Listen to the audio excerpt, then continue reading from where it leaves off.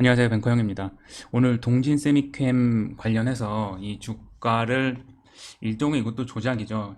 이걸로 이득을 취하신 분들은 오랜 기간 준비를 하셨고, 그리고 시류에 적절하게 준비를 하셨고, 미디어도 잘 활용을 하셨고. 동진 세미캠이라는 회사는 뭐 하는 회사죠?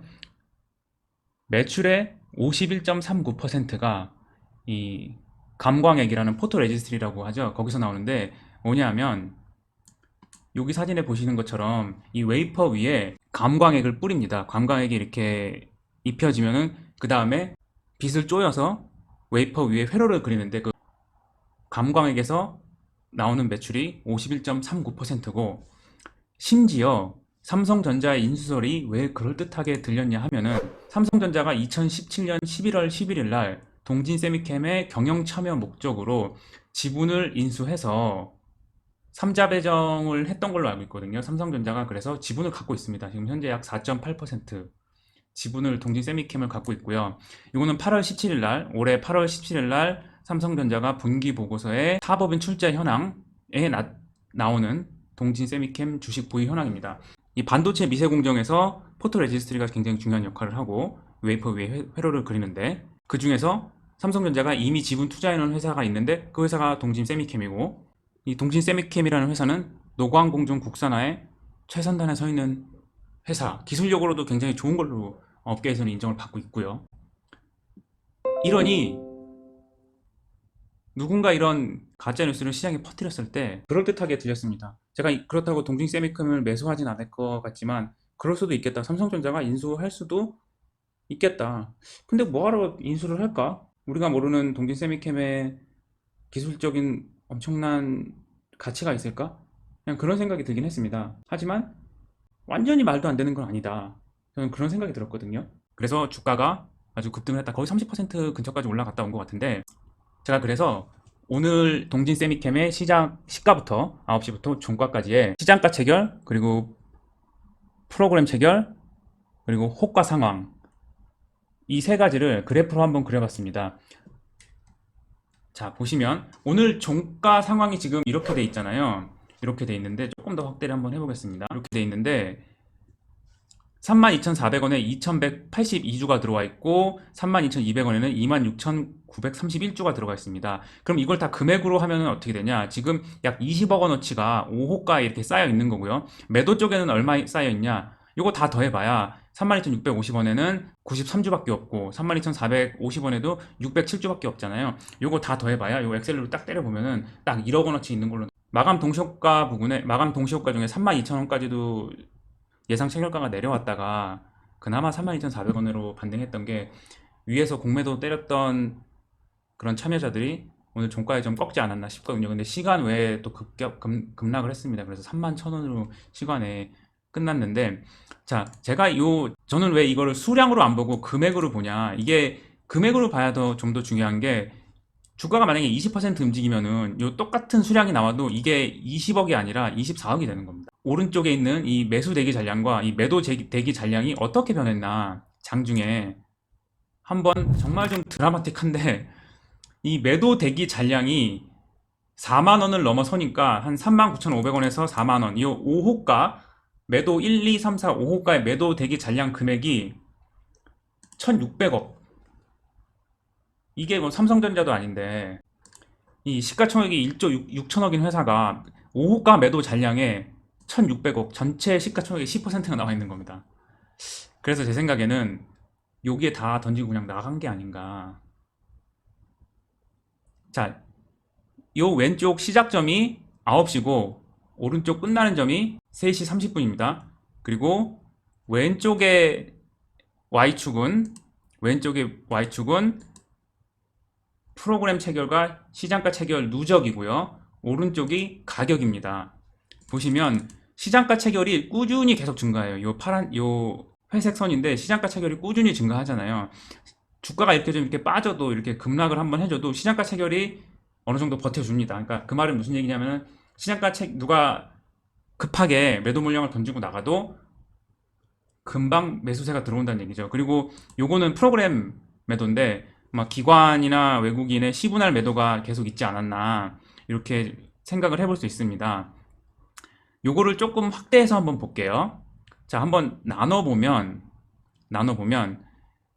요 시점이죠. 약 32,500원에서 33,000원 들어갈 때 갑자기 초당 한 14만 주 정도에 되는 엄청난 매수세가 들어옵니다. 여기 아마 매도 잔량이 많이 쌓여 있었을 텐데 그걸 그냥 한 방에 다 먹어치우고 이때 갑자기 확 늘어났죠.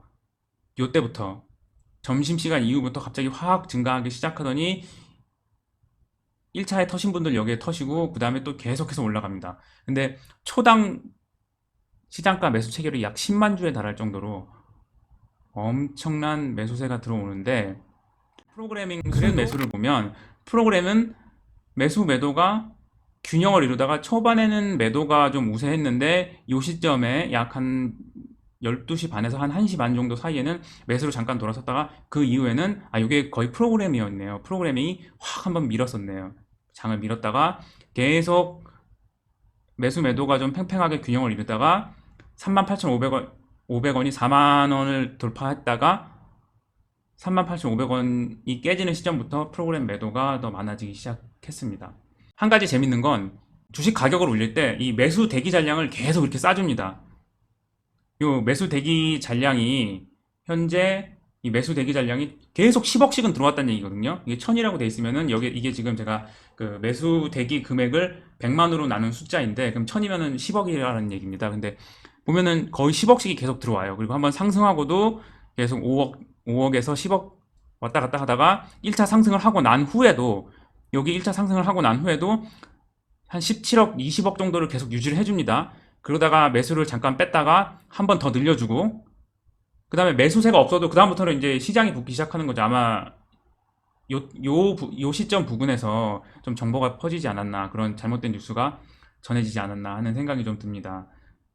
그러다가 매수 잔량이 요 시점에 여기가 매도 잔량이 급격하게 줄어드는 순간이잖아요. 제가 이걸 매수 매도를 나눠놨는데 요 시점이 딱 끝나고 나니까 이 1,600억 원의 매도 잔량이 매도 대기 잔량이 있던 순간이 딱 끝나고 나니까 매수 대기 잔량도 한번 훅 줄었다가 급격하게 내려가면은 주가가 급격하게 내려가면은 현재가보다 10호가, 15호가 밑에서 대기하고 있던 매수 잔량들이 잡히게 되거든요. 거기에 꽤 많은 대기 잔량이 있는 겁니다. 그러니까 올커니 하고 그냥 쭉 시장가로 그냥 팔고 쭉 시장가로 팔고 그거는 여기 나타나 있죠. 이 누적 시장가 체결이 계속 증가하죠. 누적 시장가 체결이 여기로 피크를 찍고 계속 감소한다는 얘기는 매도 시장가 체결이 엄청나게 계속 나온다는 얘기죠. 그 매도 시장가 체결의 속도는 셀 때는 초당 2만 주까지도 나오면서 계속 시장가 매도 체결이 계속 나왔다. 그리고 약 34,500원 정도의 굉장히 큰 매수 대기 잔량이 있었는데 여기에 대기하던 잔량이 약 40억 정도가 매수 대기 잔량이 있었습니다. 40억 정도면은 아까 보여드렸던 40억 정도면은 지금 보시는 호가당 뭐 한 15,000주 평균 2만 주 정도의 두 배니까 한 4만 주 이상 호가당 있었는데 이 5호가 매수 1, 2, 3, 4, 5호가에 4만 주 정도 있었는데 그거를 또 한 방에 다 치고 내려가게 됩니다. 이게 다 없어지게 되는 거죠. 그러니까 호가 공백이 또 생기는 거죠. 호가가 확 줄어드는 거죠. 계속 대기하고 있던 매수 잔량이. 그러다 결국 종가는 32,400원에 끝났는데 이 뉴스 늦게 보신 분들이 시간 외에 팔고 시간 외에 좀 급하게 팔고 나가신 게 31,000원이 된 것 같아요. 사실 이와 같은 시장가 체결이나 프로그래밍 체결 그리고 매수나 매도 대기 잔량을 분석해서 이거를 수학적인 공식으로 만들어서 알고리즘 투자를 하고 있는 외국인 투자자들도 있습니다. 그래서 뭐 어떤 인스타그램 스타가 주부 스타가 뭐 30대 중반의 주부 스타가 자기는 뭐 몇 년 동안 단 한 번도 돈을 잃은 적이 없다.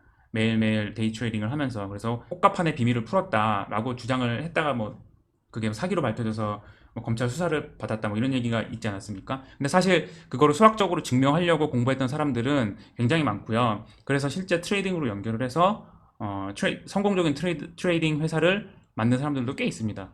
지금 제가 지금 보고 있는 이것도 오더북 모델링이라고 해서 이 호가판을 영어로 리밋 오더북이라고 합니다. LOB라고 하는데 그거를 수학적으로 풀어내는 석사, 박사 논문들이 꽤 많이 나와 있어요. 사실 이러한 내용이 알고리즘 투자의 기본이 되기도 합니다. 저는 그런 생각이 들더라고요. 이런 뉴스를 퍼뜨렸을 때 이거 개인들만 가지고 주가를 이 시가총액이 1조가 넘는 회사를 개미들만 가지고 이렇게 주가를 올릴 수는 없거든요. 근데 확실히 아직까지 뭐 증권사 프랍데스크나 아니면 자문사나 아니면 운용사나 이런 자기 고유 계정을 가지고 운영하시는 분들 중에 단기 매매로 하시는 분들이 아직까지 자신 있게 주식을 좀 지르는 사람들이 꽤 있구나 하는 생각이 좀 들었고요. 그리고 삼성전자의 밸류체인에 있는 회사들은 삼성전자의 실적 예측이 꽤 정확하지 않습니까?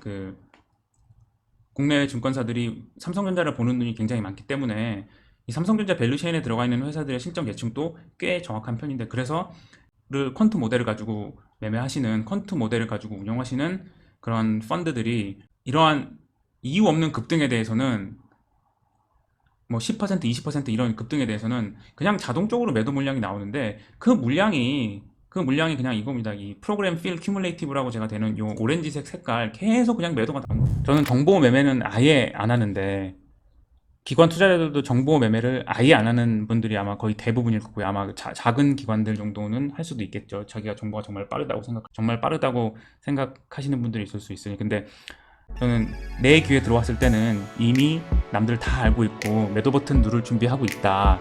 저는 항상 그렇게 생각을 합니다. 그래서 내가 모르는 급등 종목은 손도 대지 마라. 잃지 않는 것도 투자입니다. 오늘 영상은 여기서 마치도록 하겠습니다. 행복한 주말 보내시기 바랍니다. 긴 영상 시청해주셔서 감사합니다. 수고하셨습니다.